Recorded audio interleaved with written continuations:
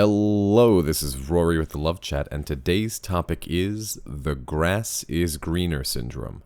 Now, this is video number 36. If you have a question you'd like for me to consider featuring on the channel, please write it in a comment below. And if you enjoy these videos, please subscribe and hit like so that the channel can grow. Alright, on to the topic of the grass is greener quote-unquote syndrome. It is probably best defined as when a long-term couple is about to take the next step of the relationship. Maybe it's marriage. Maybe it's really committing to each other long term, or a promise ring, or something like that. And for seemingly no reason, the relationship begins to fall apart for reasons that you really can't identify. Now, this happens to people who are usually in their 20s, though not always, and sometimes, instead of calling it a syndrome, which we shouldn't call it at all because that's not what it is, we call it a quarter-life crisis, or, cold feet, or any type of thing like that.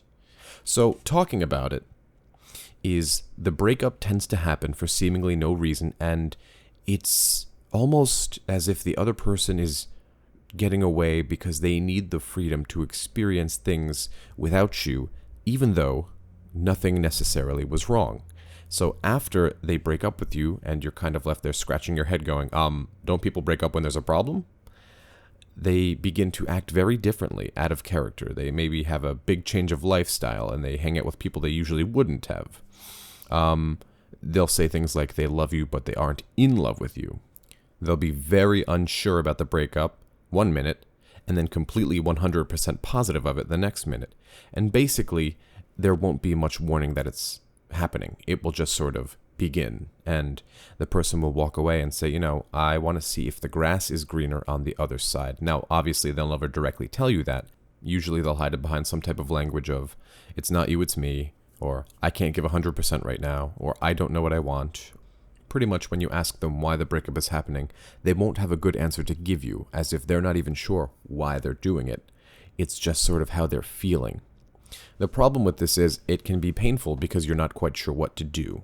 Now, I'm sure a lot of you who are going through this have thought about this before, and it may even make you feel a little better to know that it's happened to many other people. I hear of it a lot.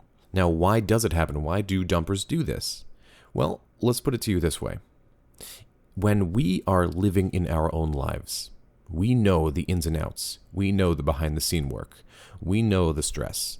And yet, when we run to a medium like Facebook or Twitter or Instagram, we typically only present our best selves. And so whenever you spend a lot of time on social media and you look at other people's lives, you think to yourself, wow, they have it so good. I wish I could be in their shoes for a day.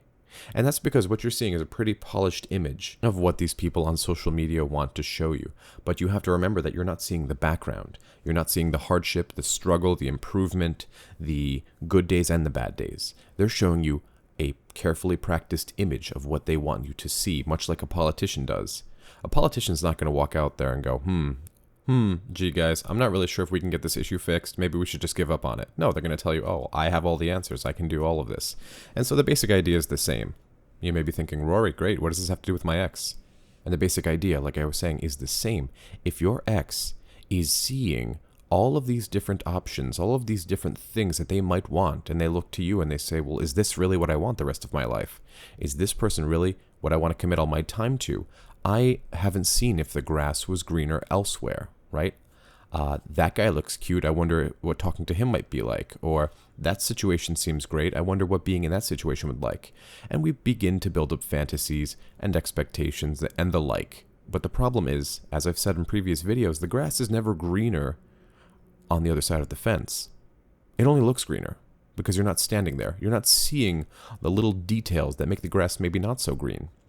The grass is greener where you water it.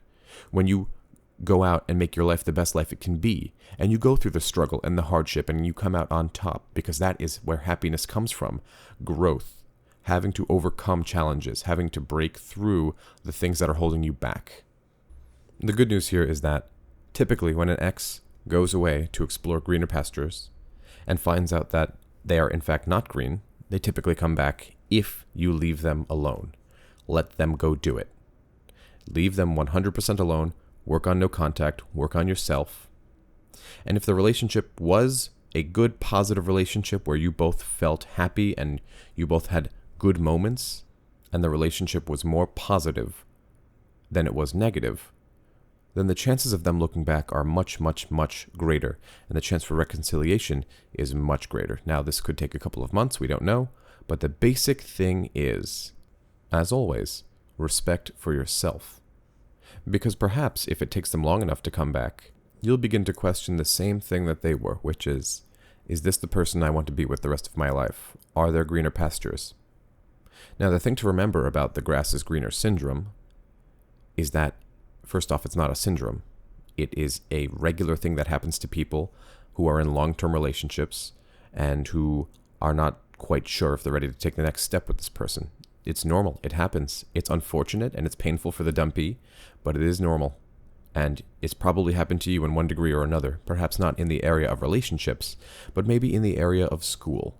Hey, I'm in this program and I'm really not enjoying it so much, but that program looks kind of appealing. Maybe I want to go to that program, right? So the idea is quite understandable, but it is painful to get through. And as always, my advice is to focus on you and don't waste time on someone who did not stay. You need to invest the same amount of energy that people are investing into you. It needs to be balanced at all times. Now, this is going to be painful if somebody gets up and quits on you like that. But if you make the choice to invest in yourself and hold no contact and understand that it's going to suck and choosing to do the right thing anyway, you're going to come out on top. Because if you don't get your ex back, you're going to get somebody better. And in cases of the grass is greener syndrome, I almost always see that the ex turns out to regret it. That's all I had for today.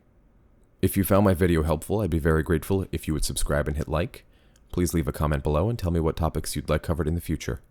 Also, if you'd like to do a Skype coaching or email coaching, those are currently discounted. So definitely be sure to visit thelovechat.net/coaching if you would like specific advice on your situation. Until next time.